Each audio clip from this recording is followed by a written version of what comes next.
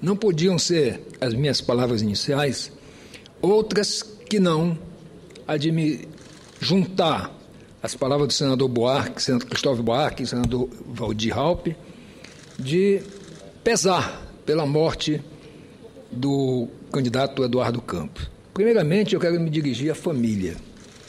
Lógico que a democracia perde muito com o desaparecimento do Eduardo Campos, mas a família sofre a dor mais dura, é da perda do ente querido, e eu quero, portanto, me solidarizar, me fraternizar com a família enlutada e dizer o seguinte: no campo político, realmente, como disse o senador Cristóvão, o Brasil está precisando de ter, de fato, alternância de poder. Está precisando de ter um outro olhar sobre questões como saúde, educação, segurança, enfim, tantos setores em que o ser humano em si não é levado em conta. E, portanto, o Eduardo Campos era, sim, uma grande opção democrática nesse momento. E que, portanto, o país perde, ou melhor, a democracia perde mais ainda, porque talvez não se sabe como vai discorrer daqui para frente a campanha presidencial. De qualquer maneira, independente de ser o meu partido e eu apoiarmos outro candidato, que é o senador Aécio Neves, eu quero aqui registrar a minha tristeza por esse fato. Mas, senhor presidente, até em consonância com o que ouvi ontem na entrevista na Rede Globo do candidato hoje falecido, eu venho aqui abordar um tema que, evidentemente, é recorrente, lamentavelmente é recorrente. É uma matéria sobre, no jornal Folha de Boa Vista, lá do meu estado, e diz o seguinte: prefeitos reclamam que o Estado não tem ajudado os municípios em crise. E aí vem aquela longa história da redução do FPM devido à isenção do IPI. Então, nós temos, de fato, que mudar essa realidade. Não é possível mais, por exemplo, a União reserva dos 30 e poucos impostos que tem, apenas 2 para comporem o Fundo de Participação dos Estados e dos municípios. E não é na sua totalidade. Um percentual maior é para a União e outro percentual para o Fundo de Participação dos Estados e Municípios. E toda vez, portanto, que há uma isenção do IPI, os municípios mais pobres são os que mais sofrem. Eu quero realmente ressaltar isso, que os prefeitos se reuniram para dizer que os roramentos têm a falta o braço do Estado em ações efetivas. Quer dizer, se o governo federal aloca recursos, por outro lado, o Estado não aloca. E nos últimos anos, lá no meu estado, o desvio de recursos, para dizer mesmo a palavra certa, a roubalheira, a corrupção com recursos nos últimos 7 anos em que governou o ex-governador Anchieta Júnior, foram anos em que o Estado andou para trás, em tudo. Não é uma coisa assim semelhante ao Brasil, não. Pior, muito pior, e, portanto, o excesso de propaganda que ele fazia quando estava nos últimos meses de governo vendia para a população um Estado maravilha, mas ele deixou um Estado endividado em mais de 2 bilhões e 700 mil reais. Então, 2 bilhões e 700 milhões de reais. Então, é muito provável que nós tenhamos que levar, talvez, uma década para recuperar o Estado para o ponto que ele estava e poder avançar.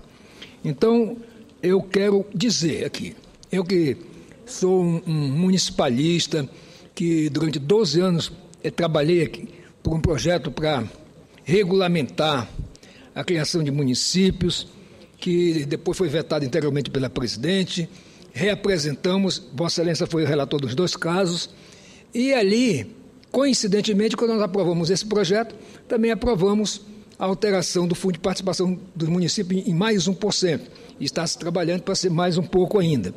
E eu acho realmente que nós temos, nós parlamentares, que procurar fazer uma análise técnica, uma análise real sobre essa situação dos municípios, porque é interessante, você fala a União, o Estado, mas quando você pergunta para um cidadão onde ele mora, o que ele diz?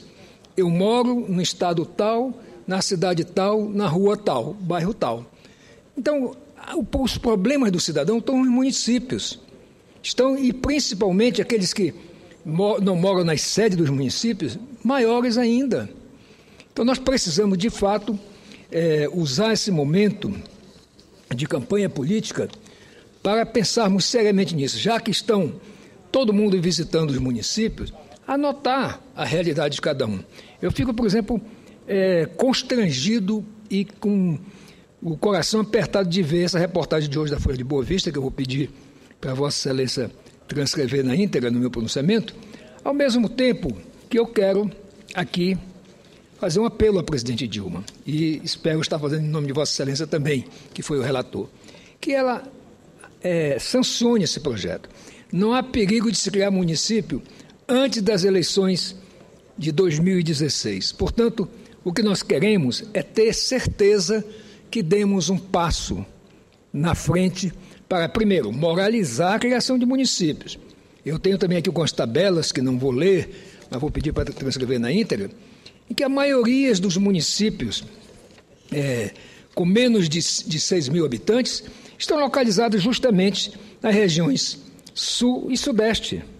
Então, não é possível que as regiões mais ricas tenham municípios pequenos, que foram criados por razões políticas apenas, e nesse caso nosso, que nós queremos aqui, tenha estudo de viabilidade econômica, que tenha pedido à Assembleia para análise do estudo e que haja depois o plebiscito.